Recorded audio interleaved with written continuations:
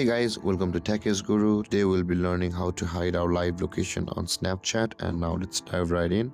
Now to hide the live location on Snapchat, first open up your Snapchat app and make sure to be logged into the account on which you want to hide your location.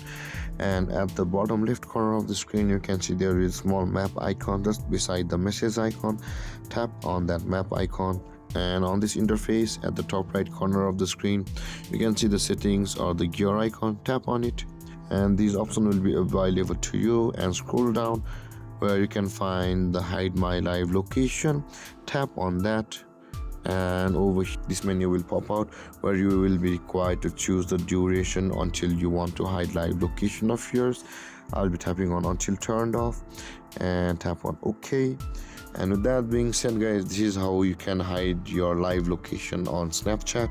And if you have any confusions or questions regarding the topic, feel free to comment in the comment section below, and don't forget to like, subscribe and hit that bell icon for more videos. Thank you for watching guys. Peace.